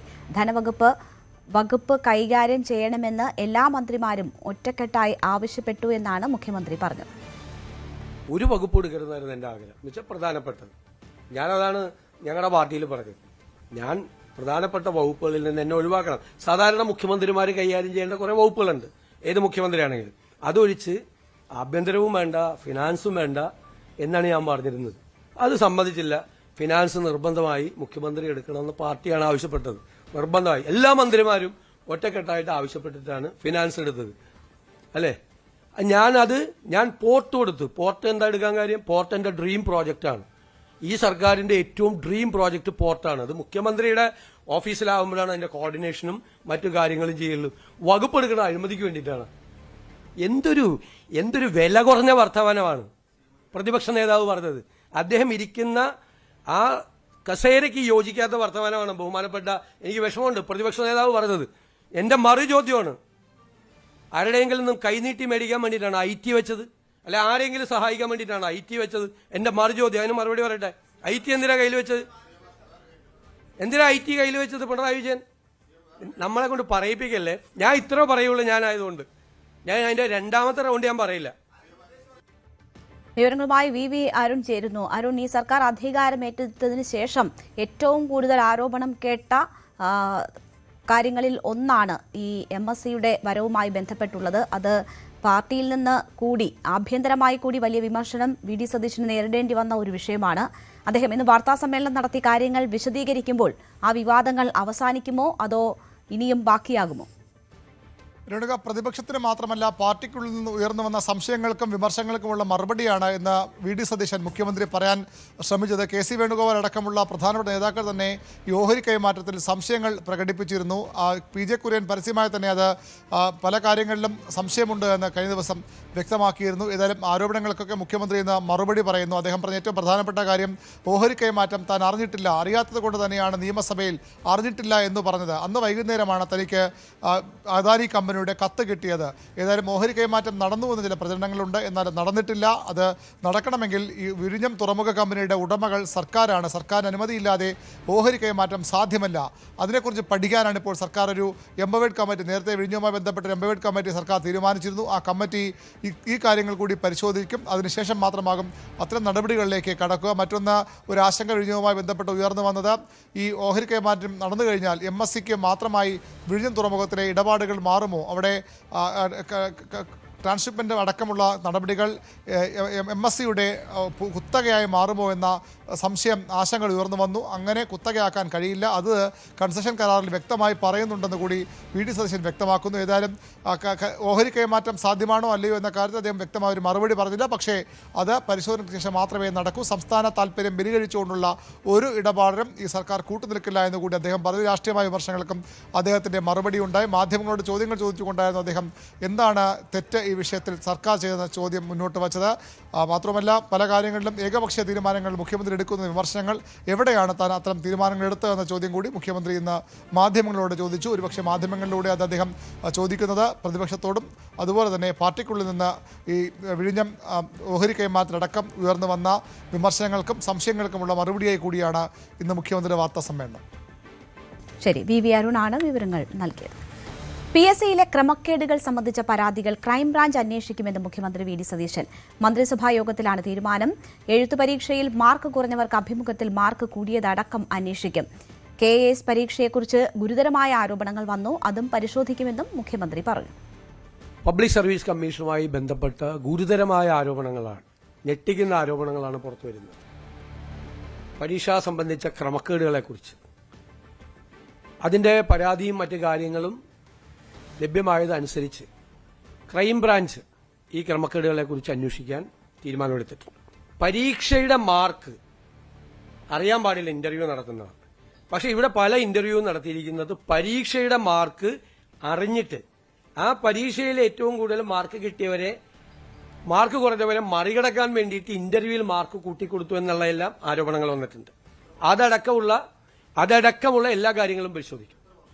PSC മൂല്യനിർണ്ണയ ക്രമക്കേട് IG അജിത ബീഗം അന്വേഷിക്കും. എത്രയും വേഗം അന്വേഷണ റിപ്പോർട്ട് നൽകാനാണ് ആവശ്യപ്പെട്ടിരിക്കുന്നതെന്ന് ആഭ്യന്തരമന്ത്രി രമേശ് ചെന്നിത്തല പറഞ്ഞു. അജിത ബീഗത്തിന്റെ നേതൃത്വത്തിലുള്ള ടീമായിരിക്കും അന്വേഷിക്കുന്നത്. അന്വേഷണം എത്രയും പെട്ടെന്ന് തീർക്കണമെന്നാണ് ഞങ്ങളുടെ ആവശ്യം. ആ സമയപരിധി തീരുമാനിക്കുന്നത് ടീമാണ്. IG അജിത ബീഗത്തിന്റെ നേതൃത്വത്തിലുള്ള ടീമായിരിക്കും അന്വേഷിക്കുന്നത്. അത് സമയം അവർക്ക് വിട്ടുകൊടുക്കുകയാണ്. എത്രയും പെട്ടെന്ന് വേണമെന്നാണ് നമ്മുടെ അഭിപ്രായം. ഏതായാലും കേരളം കണ്ട ഏറ്റവും വലിയ അഴിമതിയാണ്. PSCയുടെ വിശ്വാസ്യതയെ ചോദ്യം ചെയ്യപ്പെട്ടിരിക്കുന്നു. അത് വലിയ ഗുരുതരമായ തെറ്റാണ്. നമ്മുടെ ഉദ്യോഗാർത്ഥികൾ, തൊഴിൽരഹിതരായിട്ടുള്ള ഉദ്യോഗാർത്ഥികളെല്ലാം PSCയിലാണ് വിശ്വാസം അർപ്പിച്ചിരിക്കുന്നത്. പക്ഷേ കഴിഞ്ഞ ഗവൺമെന്റ് കാലത്ത് PSCയെ എങ്ങനെ ദുരുപയോഗപ്പെടുത്തി എന്നുള്ളതിന്റെ ഏറ്റവും വലിയ ഉദാഹരണങ്ങളാണ് ഇപ്പോൾ നമ്മൾ കണ്ടുകൊണ്ടിരിക്കുന്നത്. അതുകൊണ്ട് ഒരു കാരണവശാലും ഇതിന് നേതൃത്വം കൊടുത്ത ആളുകൾ രക്ഷപ്പെടാൻ പോകുന്നില്ല. ശക്തമായ നടപടികൾ റിപ്പോർട്ട് കിട്ടിക്കഴിഞ്ഞാൽ ഉണ്ടാകും. കൂടുതൽ വകുപ്പുകൾ കൈവശം വെക്കുന്നുവെന്ന ആരോപണത്തിന് മറുപടി മുഖ്യമന്ത്രി പറഞ്ഞു. പിണറായിയുടെ കൈവശം 29 വകുപ്പുകൾ ഉണ്ടായിരുന്നുവെന്നും IT വകുപ്പ് ഉൾപ്പെടെ മുഖ്യമന്ത്രി കൈവശം വെച്ചത് അഴിമതി നടത്താനായിരുന്നോ എന്നുമായിരുന്നു VD സതീശന്റെ ചോദ്യം. ഒറ്റ മറുപടിയല്ല, 29 വകുപ്പുണ്ടായിരുന്നു പിണറായി വിജയന്റെ കയ്യിൽ. 29 വകുപ്പ്. IT വേറെ മന്ത്രിമാരുടെ കയ്യിലായിരുന്നു. എന്തിനാ IT എടുത്തു വെച്ചത്? അഴിമതി നടത്താൻ വേണ്ടിയിട്ടാണ്. IT വ്യവസായ വകുപ്പിന്റെ കൂടെ കൊടുക്കേണ്ട IT എടുത്ത് പിണറായി വിജയൻ കയ്യിൽ വെച്ചത് ഞാൻ ചോദിക്കണല്ലോ ആർക്ക് വേണ്ടിയിട്ടാണെന്ന്. ആർക്ക് വേണ്ടിയിട്ടായിരുന്നു IT എടുത്തു വെച്ചത്? നിങ്ങൾക്ക് എല്ലാവർക്കും അറിയാലോ, ഒരു വകുപ്പ് എടുക്കരുതായിരുന്നു എൻ്റെ ആഗ്രഹം. എന്നുവെച്ചാൽ പ്രധാനപ്പെട്ടത്. ഞാനതാണ് ഞങ്ങളുടെ പാർട്ടിയിൽ പറഞ്ഞത്. ഞാൻ പ്രധാനപ്പെട്ട വകുപ്പുകളിൽ നിന്ന് എന്നെ ഒഴിവാക്കണം. സാധാരണ മുഖ്യമന്ത്രിമാർ കൈകാര്യം ചെയ്യേണ്ട കുറെ വകുപ്പുകളുണ്ട്, ഏത് മുഖ്യമന്ത്രിയാണെങ്കിലും. അതൊഴിച്ച് ആഭ്യന്തരവും വേണ്ട, ഫിനാൻസും വേണ്ട എന്നാണ് ഞാൻ പറഞ്ഞിരുന്നത്. അത് സമ്മതിച്ചില്ല. ഫിനാൻസ് നിർബന്ധമായി മുഖ്യമന്ത്രി എടുക്കണമെന്ന് പാർട്ടിയാണ് ആവശ്യപ്പെട്ടത്. നിർബന്ധമായി എല്ലാ മന്ത്രിമാരും ഒറ്റക്കെട്ടായിട്ട് ആവശ്യപ്പെട്ടിട്ടാണ് ഫിനാൻസ് എടുത്തത്, അല്ലേ? ഞാൻ പോർട്ട് കൊടുത്തു. പോർട്ട് എന്താ എടുക്കാൻ കാര്യം? പോർട്ട് എന്റെ ഡ്രീം പ്രോജക്റ്റാണ്. ഈ സർക്കാരിന്റെ ഏറ്റവും ഡ്രീം പ്രോജക്റ്റ് പോർട്ടാണ്. അത് മുഖ്യമന്ത്രിയുടെ ഓഫീസിലാവുമ്പോഴാണ് അതിന്റെ കോർഡിനേഷനും മറ്റു കാര്യങ്ങളും ചെയ്യുള്ളൂ. വകുപ്പ് എടുക്കുന്ന അഴിമതിക്ക് വേണ്ടിയിട്ടാണ്. എന്തൊരു വില കുറഞ്ഞ വർത്തമാനമാണ് പ്രതിപക്ഷ നേതാവ് പറഞ്ഞത്. അദ്ദേഹം ഇരിക്കുന്ന ആ കസേരയ്ക്ക് യോജിക്കാത്ത വർത്തമാനമാണ് ബഹുമാനപ്പെട്ട, എനിക്ക് വിഷമമുണ്ട്, പ്രതിപക്ഷ നേതാവ് പറഞ്ഞത്. എന്റെ മറു ചോദ്യമാണ്, ആരുടെയെങ്കിലും നിന്നും കൈനീട്ടി മേടിക്കാൻ വേണ്ടിയിട്ടാണ് IT വെച്ചത്? അല്ല ആരെങ്കിലും സഹായിക്കാൻ വേണ്ടിയിട്ടാണ് IT വെച്ചത്? എന്റെ മറു ചോദ്യം. അതിന് മറുപടി പറയട്ടെ. IT എന്തിനാ കയ്യിൽ വെച്ചത്? എന്തിനാ IT കയ്യിൽ വെച്ചത് പിണറായി വിജയൻ? നമ്മളെ കൊണ്ട് പറയിപ്പിക്കല്ലേ. ഞാൻ ഇത്ര പറയുള്ളൂ. ഞാനായതുകൊണ്ട് ഞാൻ അതിന്റെ രണ്ടാമത്തെ റൗണ്ട് ഞാൻ പറയില്ല. കശുവണ്ടി അഴിമതി കേസിലെ പ്രോസിക്യൂഷൻ അനുമതിയിൽ സർക്കാരിനെതിരെ ആഞ്ഞടിച്ച് ഹൈക്കോടതി. പ്രതികളെ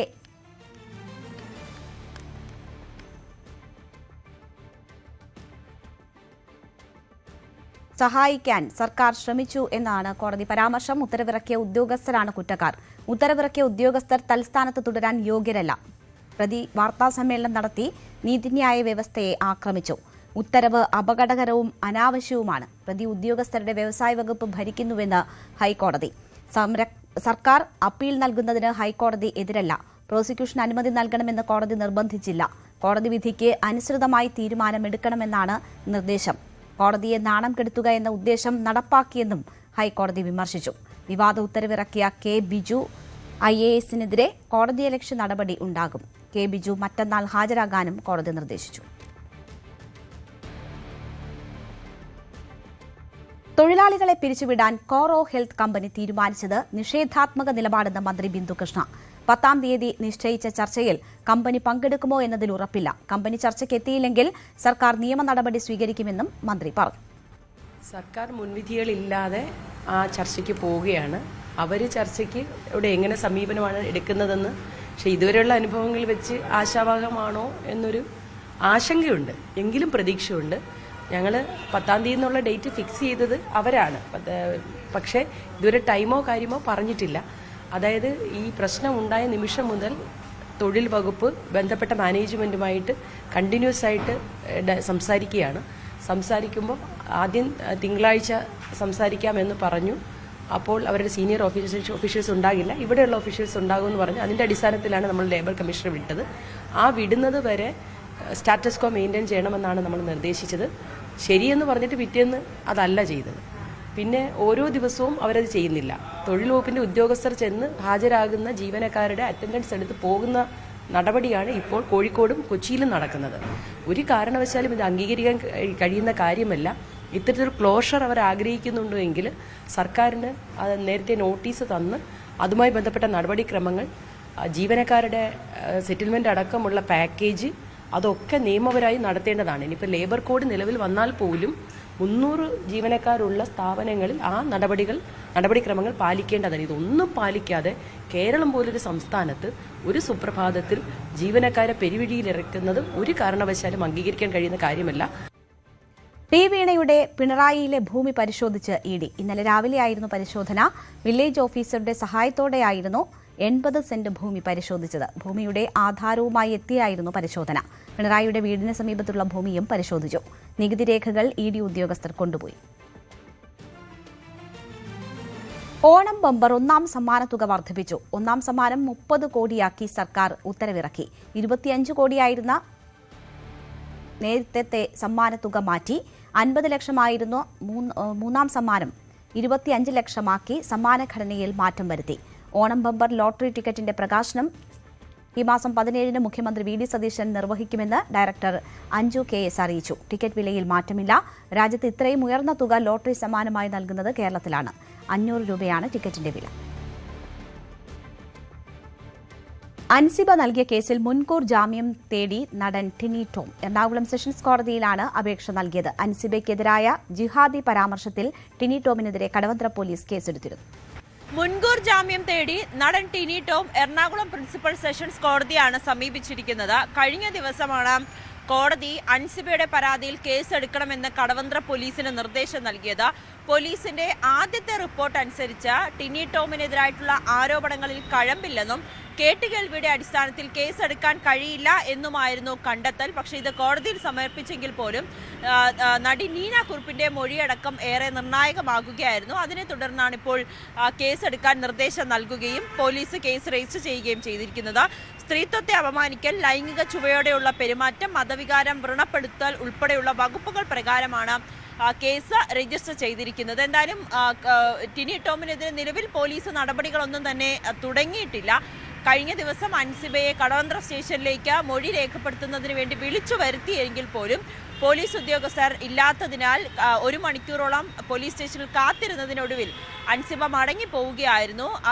പോലീസിന്റെ ഭാഗത്ത് നിരുത്തരവാദിത്തപരമായിട്ടുള്ള പെരുമാറ്റം തനിക്കുണ്ടായി എന്ന് അൻസിബ പരാതി പറയുകയും ചെയ്തു. എന്തായാലും നീന കുറുപ്പിന്റെ അടക്കം മൊഴി രേഖപ്പെടുത്തിയതിനു ശേഷമായിരിക്കും ടിനി ടോമിനെ ചോദ്യം ചെയ്യാൻ വേണ്ടിയിട്ട് അന്വേഷണ സംഘം വിളിപ്പിക്കുകയുള്ളൂ. അതിനിടയിലാണ് മുൻകൂർ ജാമ്യം തേടി ടിനി ടോം കോടതിയെ സമീപിച്ചിരിക്കുന്നത്.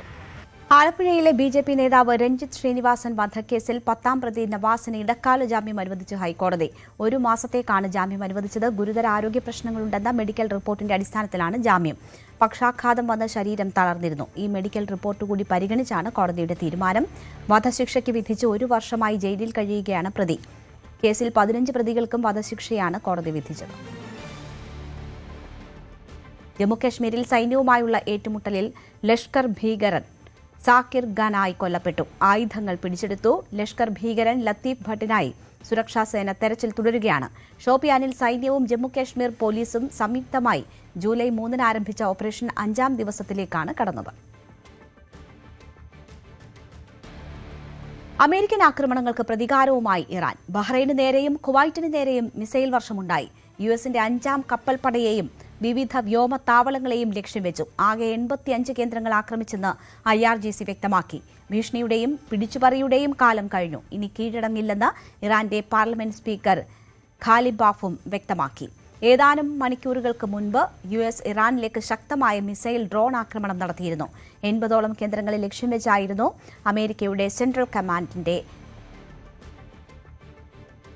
അമേരിക്കയുടെ ആക്രമണമെന്നാണ് സെൻട്രൽ കമാൻഡിന്റെ വിശദീകരണം.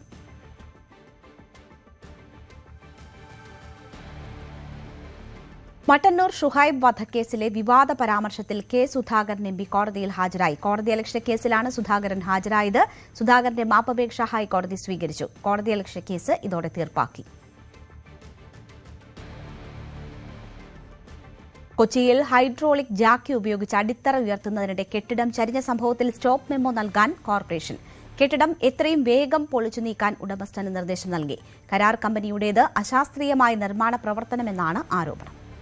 MG റോഡ് ജോസ് ജംഗ്ഷന് സമീപത്തുള്ള ഈ കെട്ടിടമാണ് ഇന്നലെ വൈകുന്നേരം 6 മണിയോടുകൂടി ചെരിഞ്ഞ നിലയിലേക്ക് വരുന്നത്. ഇതിന്റെ കൺസ്ട്രക്ഷൻ പരിപാടികൾ നടന്നുകൊണ്ടിരിക്കുകയായിരുന്നു. പ്രത്യേകിച്ച് നമുക്കറിയാം MG റോഡ് ഭാഗത്ത് വെള്ളം കയറുന്ന ഒരു സാഹചര്യമാണ്. ഈ ബിൽഡിങ്ങിലും വെള്ളം കയറുന്നത് പതിവായിരുന്നു. അതുകൊണ്ടാണ് ഇതിന്റെ ഉടമസ്ഥൻ ഇത് ഉയർത്തുവാൻ, ഈ ബിൽഡിംഗ് ഉയർത്തുന്നതിന് വേണ്ടിയിട്ടുള്ള നടപടിക്രമങ്ങളിലേക്ക് കടന്നത്. അത് ചെന്നൈ ആസ്ഥാനമായി പ്രവർത്തിക്കുന്ന ഒരു കമ്പനിക്കാണ് കരാർ നൽകുകയും ചെയ്തത്. അതിന്റെ ഭാഗമായി ഇവിടെ ഈ നിർമ്മാണ പ്രവർത്തികൾ നടക്കുന്നുണ്ടായിരുന്നു. ഇന്നലെ വൈകിട്ട് 6 മണിക്ക് മുമ്പ് തന്നെ പണിക്കാർ ജോലി നിർത്തി പോയിരുന്നു. അതിനുശേഷമാണ് ഈ കെട്ടിടം ഇത്തരം രീതിയിലേക്ക് ചരിയുകയും തൊട്ടടുത്തുള്ള ബിൽഡിങ്ങിന് അപകടകരമാകുന്ന നിലയിലേക്ക് ഇതിന്റെ ചരിവ് പോവുകയും ചെയ്തു. ഉടനെ തന്നെ ഫയർഫോഴ്സ് അടക്കം എത്തി ഇവിടെ സ്ഥിതിഗതികൾ വിലയിരുത്തി. എന്തായാലും ഈ ബിൽഡിംഗ് പൊളിക്കണം എന്നൊരു നിഗമനത്തിലേക്കാണ് ഇപ്പോൾ കോർപ്പറേഷൻ അടക്കം എത്തി നിൽക്കുന്നത്. ഇനി ഈ ബിൽഡിംഗിൽ മറ്റ് നിർമ്മാണ പ്രവർത്തികളൊന്നും നടത്തേണ്ടതില്ല എന്നൊരു തീരുമാനത്തിലേക്ക് എത്തിയിട്ടുണ്ട്. കൗൺസിലർ അടക്കം അത് വ്യക്തമാക്കുകയും ചെയ്തു. കോർപ്പറേഷന്റെ ഉദ്യോഗസ്ഥർ വന്ന് പരിശോധിച്ച ശേഷം അതെല്ലാം വിലയിരുത്തിയ ശേഷം ഇപ്പോൾ ഒരു തീരുമാനം ഞങ്ങൾ എടുത്തിരിക്കുന്നത്, ഇതിന്റെ ഓണർ ഇതുവരെ ഇവിടെ വന്നിട്ടില്ല. അയാളെ കണ്ട ശേഷം ഞങ്ങൾ അയാൾക്കൊരു നോട്ടീസ് കൊടുക്കും അടിയന്തരമായിട്ട്. ഇത് ഇനി ഒരു രീതിയിൽ ഇത് പ്രൊസീഡ് ചെയ്യാൻ പറ്റില്ല. ഇപ്പം ഡിമോളിഷ് ചെയ്യാനായിട്ടുള്ള ഒരു തീരുമാനമായിരിക്കും ഞങ്ങൾ എടുക്കുക. ഈ ബിൽഡിംഗ് ഇങ്ങനെ ഉയർത്താനോ സ്ട്രക്ചർ സ്റ്റെബിലിറ്റി ഇല്ല. അപ്പോൾ ഇതിൻ്റെ ലൈഫും കഴിഞ്ഞിരിക്കുകയാണ്. അപ്പോൾ അതുകൊണ്ട് ഒരു കാരണവശാലും ഇത് തുടർന്ന് ഉയർത്താനോ ബലപ്പെടുത്താനോ പറ്റാത്ത ഒരു അവസ്ഥയുള്ളതുകൊണ്ട് പൊളിക്കണം എന്നുള്ള ഒരു തീരുമാനമായിരിക്കും ഞങ്ങൾ സ്റ്റോപ്പ് ഓർഡർ കൊടുത്തിട്ട് തീരുമാനിക്കുന്നത്. എന്നാലും ഇതിന്റെ നിർമ്മാണ പ്രവർത്തികളിൽ പോലും അശാസ്ത്രീയതയുണ്ടെന്നാണ് വിലയിരുത്തപ്പെടുന്നത്. ഇത്തരത്തിൽ ഈ കെട്ടിടം ഉയർത്തുന്നത് നമ്മുടെ സാധാരണ വീടുകളടക്കം ഇങ്ങനെ വെള്ളക്കെട്ട് സാഹചര്യം ഭീഷണിയുള്ളതിനാൽ ഉയർത്തുന്നത് പതിവ് കാഴ്ചയാണ്. പക്ഷേ ഈ കൺസ്ട്രക്ഷൻ, ചെന്നൈ ആസ്ഥാനമായി പ്രവർത്തിക്കുന്ന ഈ കൺസ്ട്രക്ഷൻ അശാസ്ത്രീയമായിട്ടാണ് ഈ നിർമ്മാണ പ്രവൃത്തി നടത്തിയതെന്നാണ് ഈ മേഖലയിലെ വിദഗ്ധർ വ്യക്തമാക്കുന്നത്. ഇത് ഞാൻ കാണുന്ന ഒരു രീതിയിലും സപ്പോർട്ട് കൊടുക്കാതെ ചെയ്തിരിക്കുന്നത്. എന്നുവെച്ചാൽ ഇത് സാധാരണ ഇതുപോലത്തെ വീട് ലിഫ്റ്റ് ചെയ്യണമെങ്കിൽ മിനിമം 35-40 പണിക്കാർ വേണം. സാധാരണ ഞങ്ങൾ ചെയ്യുമ്പോൾ അങ്ങനെ 35-40 പണിക്കാരായിട്ട് ഞങ്ങൾ ചെയ്യാറുള്ളൂ മിനിമം. ഇതെന്ന് പറഞ്ഞാൽ ആകെ ചെയ്തേക്കുന്നത് ഒരു 15 പണി. ഞാൻ ഇവിടെ അന്വേഷിച്ചപ്പോൾ ഇതിന് പണിക്കാർ പുറത്തേക്കുണ്ട്. ആകെ 6 പേരാണ് ഇവിടെ ഉള്ളൂ. മൊത്തം ഇന്നലെ ലിഫ്റ്റ് ചെയ്തത് മൊത്തത്തിൽ 12 പേരാന്നാണ് പറഞ്ഞത്. അത്രയും ആളുകളെ കുറച്ചിട്ട് ചെയ്തുകൊണ്ടാണ് ഇത് ബിൽഡിങ്ങിന് ഇത്രയും ഡാമേജ്. ഇത് നിങ്ങൾക്ക് നോക്കിയറിയാം, ഇവിടെ ക്യാൻലിവറിലൊന്നും ഒരു സപ്പോർട്ട് പോലും കൊടുത്തിട്ടില്ല. സാധാരണ ഇതിൽ ക്യാൻലിവർ ഇവിടെ ഇതിന്റെ മുകളിലെല്ലാം ജാക്കി കൊടുത്തിട്ടാണ് ചെയ്യുന്നത്. എന്നുവെച്ചാൽ വീട് ഒരേ ടൈമിൽ പൊക്കിയാലാണ് അതിന് കറക്റ്റ് അടിച്ച് പൊങ്ങോളൂ. ഇത് ഒരു രീതിയിൽ സപ്പോർട്ട് കൊടുക്കാതെ ചെയ്തേക്കുന്നത്. ആകെ 13 പേരോ ചെയ്ത് എങ്ങനെ പൊക്കാനാണ് ഇത്രയും വലിയ ബിൽഡിങ്? അതാണ് ചെയ്തത്. അത്ര മിസ്റ്റേക്കായിട്ടാണ് ചെയ്തേക്കുന്നത്. ഒരു രീതിയിലും സപ്പോർട്ട് കൊടുക്കാതെയാണ് ഇത് ചെയ്തേക്കുന്നത്. അതാണ് ഇതുകൊണ്ട് ഇത്രയും വലിയ ഡാമേജ് വരെ സംഭവിച്ചത്. അല്ലെങ്കിൽ നമുക്ക് ഇത് കറക്റ്റ് ചെയ്തെടുക്കാൻ പറ്റുമായിരുന്നു. എന്തായാലും കോർപ്പറേഷനും കൗൺസിലറും ഉടനെ തന്നെ ഈ ബിൽഡിംഗിന്റെ ഓണറെ വിവരം അറിയിച്ച് ഇത് പൊളിക്കുന്നതിന് വേണ്ടിയിട്ടുള്ള നടപടിക്രമങ്ങൾ എത്രയും വേഗം നടത്തണമെന്നാണ് പറയുന്നത്. കാരണം നമുക്ക് ഈ ദൃശ്യങ്ങൾ കാണാം, തൊട്ടടുത്തുള്ള കെട്ടിടത്തിന് അപകടകരമാകുന്ന തരത്തിൽ തന്നെയാണ് ഈ നിർമ്മാണം നിൽക്കുന്നത്. ഇവിടെ ബാങ്കുണ്ട്, മറ്റ് സ്ഥാപനങ്ങളുണ്ട്, അവിടെ നിരവധി ജീവനക്കാർ വരുന്ന ഇടമാണ്. അങ്ങനെ ഇനിയും ഇത്തരത്തിൽ ഈ കെട്ടിടം ഇങ്ങനെ നിർത്താൻ കഴിയില്ല. എത്രയും വേഗം ഇത് പൊളിച്ചു മാറ്റണം എന്നൊരു നിർദ്ദേശമാണ്. അതിനു വേണ്ടിയിട്ടുള്ള സ്റ്റോപ്പ് മെമ്മോ കൊടുത്ത് എത്രയും വേഗം ഈ കെട്ടിടം പൊളിച്ചു മാറ്റാനുള്ള നിർദ്ദേശവും നൽകിയിട്ടുമുണ്ട്. കോഴിക്കോട് കാരശ്ശേരിയിൽ 70 വർഷം പഴക്കമുള്ള പൊതു കിണർ ഇടിഞ്ഞു താഴ്ന്നു. കാരശ്ശേരി കറുത്തപറമ്പ് റോഡിൽ ആയുർവേദ ആശുപത്രിക്ക് സമീപമുള്ള കിണറാണ് കനത്ത മഴയിൽ ഇടിഞ്ഞത്. ഇന്നലെ രാത്രിയായിരുന്നു സംഭവം. ഏതാണ്ട് 70 വർഷത്തോളം പഴക്കമുള്ള ഈ കിണർ പ്രദേശത്തെ നിരവധി കുടുംബങ്ങളുടെ പ്രധാന കുടിവെള്ള സ്രോതസ്സായിരുന്നു. വേനൽക്കാലത്ത് പോലും വറ്റാത്ത കിണർ ഇടിഞ്ഞു താഴ്ന്നത് പ്രദേശവാസികളെ ആശങ്കയിലാക്കിയിരിക്കുകയാണ്. സംസ്ഥാനത്ത് മഴ മുന്നറിയിപ്പുകളിൽ വീണ്ടും മാറ്റമുണ്ട്. 9 ജില്ലകളിൽ ശക്തമായ മഴ പെയ്യും. എറണാകുളം മുതൽ കാസർഗോഡ് വരെയുള്ള ജില്ലകളിൽ ഓറഞ്ച് അലർട്ട് പ്രഖ്യാപിച്ചു. പത്തനംതിട്ട, ആലപ്പുഴ, കോട്ടയം ജില്ലകളിൽ യെല്ലോ അലർട്ടാണ്. തിരുവനന്തപുരത്തും കൊല്ലത്തും മഴ മുന്നറിയിപ്പില്ല. കോട്ടയത്ത് സ്വകാര്യ ബസ്സുകൾ പണിമുടക്കുന്നു. പ്രിയദർശിനി സൗജന്യ യാത്ര വന്നതോടെ സ്വകാര്യ മേഖലയ്ക്കുള്ള പ്രതിസന്ധി ചൂണ്ടിക്കാട്ടിയാണ് സമരം. കോട്ടയത്ത് സ്വകാര്യ ബസ് സമരം ഏതാണ്ട് പൂർണ്ണമായി തുടരുന്ന കാഴ്ചയാണ് നമുക്ക് കാണാൻ സാധിക്കുന്നത്. ഒരു സ്വകാര്യ ബസ് പോലും ഇന്ന് നിരത്തിൽ ഇറങ്ങുന്നില്ല. അവരെ സംബന്ധിച്ച് അവരുടെ ഒരു ജീവിതം തന്നെ വഴിമുട്ടി നിൽക്കുന്ന സാഹചര്യമാണ് അവർ ചൂണ്ടിക്കാണിച്ചത്.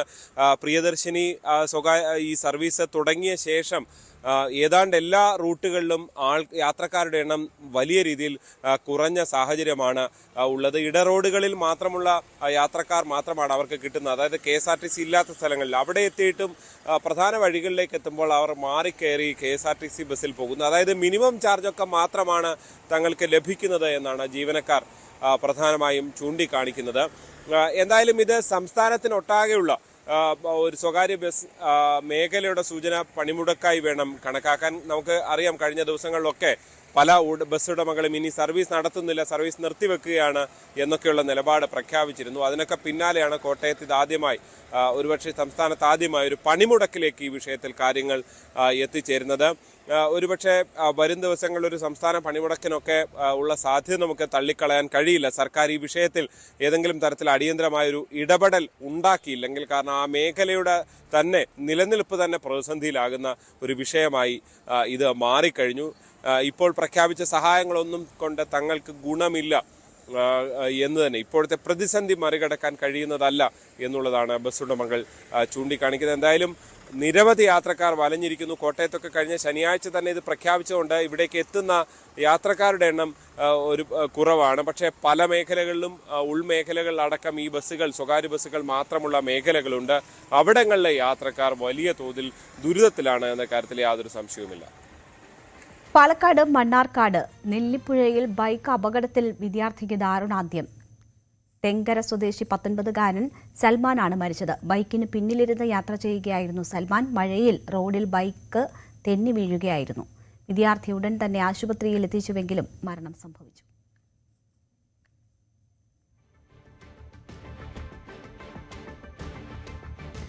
അറ്റുപോയ 4 വിരലുകൾ വിജയകരമായി തുന്നിച്ചേർത്ത് SP മെഡിഫോർട്ട് ആശുപത്രി.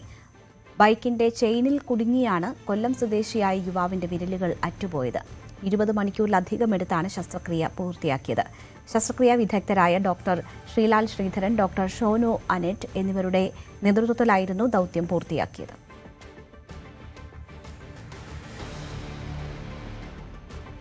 ലോകകപ്പ് വാർത്തകൾ football in association with Methar eagle FC Kerala.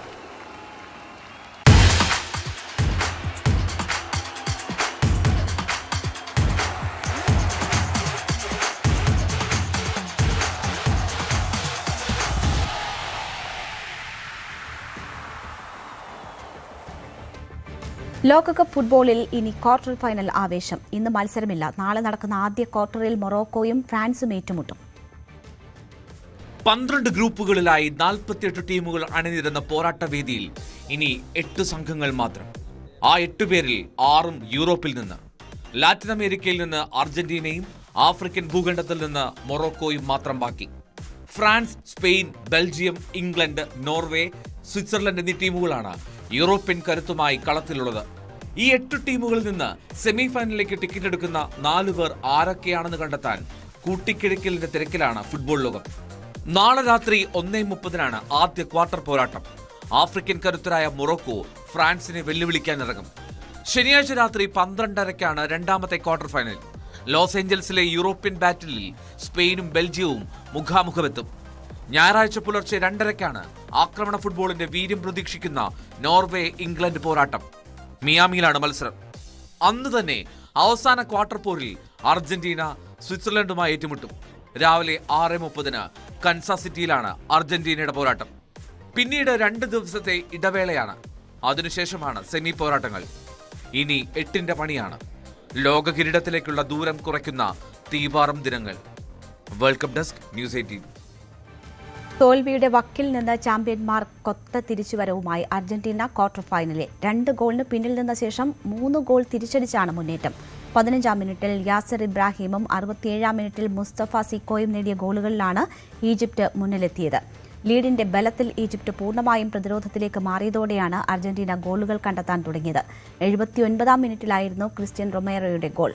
83-ാം മിനിറ്റിൽ മെസ്സിയുടെ ഗോളിലൂടെ അർജന്റീന സമനില പിടിച്ചു. കളി തീരാൻ മിനിറ്റുകൾ മാത്രം ശേഷിക്കെ ലൌതാരോ മാർട്ടിനസിന്റെ ക്രോസിലൂടെ എൽസോ ഫെർണാണ്ടസ് അർജന്റീനയ്ക്കായി വിജയ ഗോൾ നേടി. 21-ാം മിനിറ്റിൽ അർജന്റീനയ്ക്ക് പെനാൽറ്റി ലഭിച്ചുവെങ്കിലും കിക്കെടുത്ത മെസ്സി അവസരം പാഴാക്കിയിരുന്നു. പിന്നീട് നേടിയ ഗോളിലൂടെ ലോകകപ്പിലെ മെസ്സിയുടെ ഗോൾ നേട്ടം 8 ഉയർന്നു.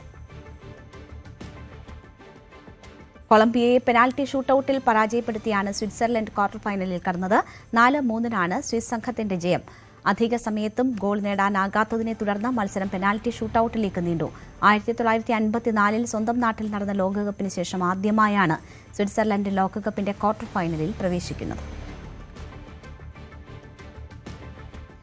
ലോകകപ്പ് ഫുട്ബോൾ മൈതാനങ്ങളിൽ അട്ടിമറി വീര്യവുമായി നോർവേ മുന്നേറുമ്പോൾ അവരുടെ വെക്കിംഗ് റോവിംഗ് ആഘോഷവും കായികപ്രേമികളുടെ മനസ്സ് കീഴടക്കുകയാണ്.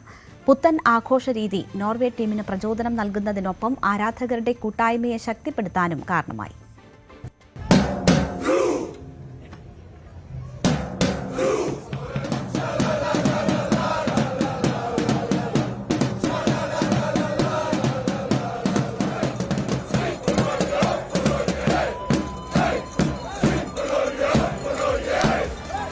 പതിനൊന്നാം നൂറ്റാണ്ടുവരെ കടലോളങ്ങളെ കരുത്തുകൊണ്ടും കൂട്ടായ തുഴയേറുകൊണ്ടും കീഴ്പ്പെടുത്തിയ വൈക്കിങ്ങുകൾ ഒരേ താളത്തിൽ തുഴഞ്ഞ് കടലിനെ കീറിമുറിച്ചിരുന്ന അതേ കൈക്കരുത്തിനെയാണ് ഫുട്ബോൾ കോർട്ടിലേക്ക് ആ തലമുറയുടെ പിന്മുറക്കാർ ആവാഹിക്കുന്നത്. എർലിംഗ് ഹാലൻഡും ഒഡേഗാർഡും കരുത്തുകാട്ടുന്നത് ആരാധകർ തുഴഞ്ഞുവിടുന്ന ആ ഊർജത്തിൽ നിന്നാണ്.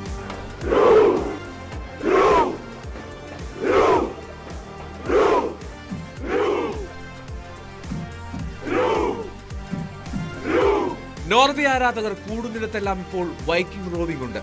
നോർവീജിയൻ പാർലമെന്റിൽ വരെ അത് കണ്ടു.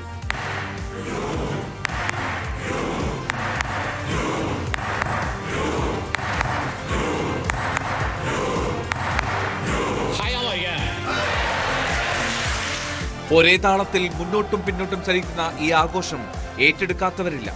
നോർവേയിലെ റോയൽ പാലസിന് മുന്നിലെത്തി രാജാവിനെ സാക്ഷി നിർത്തിയും അവർ ആഘോഷിച്ചു ഒറ്റക്കെട്ടായി.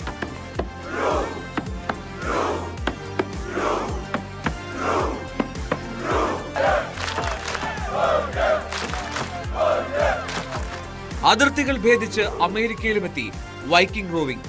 ഡാലസിൽ US പോലീസ് ഉദ്യോഗസ്ഥർ നോർവേ ടീമിനെ ആദരിച്ചതും Viking റോവിംഗിലൂടെ.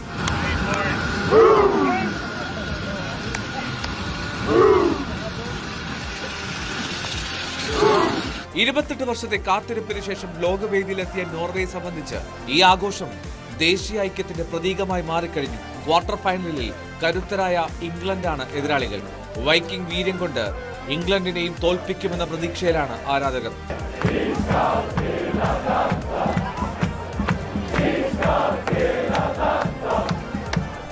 Victory kind of it's coming from the depth of my soul, like hoping and praying, and it just came through. And Haaland scored the first goal, and everybody just and the feeling, it's sensational. It's something that's going to last for the rest of my life. World Cup Desk, News 18. Football ആവേശം പലരിലും പല രീതിയിലാണ് പ്രകടമാകാറുള്ളത്. ചിലരുടെ football ഭ്രമം നമ്മളെ അത്ഭുതപ്പെടുത്തും. അത്തരമൊരു അപൂർവ കാഴ്ചയിലേക്കാണിനി. പുതുതായി വാങ്ങിയ കാർ മുഴുവൻ ലോകകപ്പ് സ്റ്റിക്കർ ഒട്ടിച്ചാണ് കുട്ടിക്കാലത്തെ സ്വപ്നം ഏരിയൽ ഒസെസ് എന്ന 33-കാരൻ പൂർത്തീകരിച്ചത്.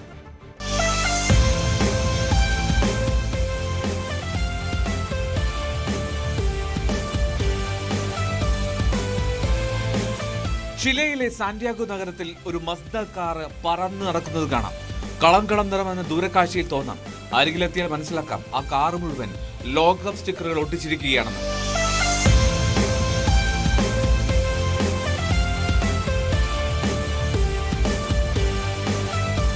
നൂറുകണക്കിന് സ്റ്റിക്കറുകളാണ് ഇതിനായി ഉപയോഗിച്ചിരിക്കുന്നത്. സൂപ്പർ താരം ലയണൽ മെസ്സിയും ക്രിസ്ത്യാനോ റൊണാൾഡോയും ഉൾപ്പെടെ പ്രിയപ്പെട്ട താരങ്ങളെല്ലാം കാറിന്റെ വശങ്ങളിലും ബോണറ്റിലുമായുണ്ട്.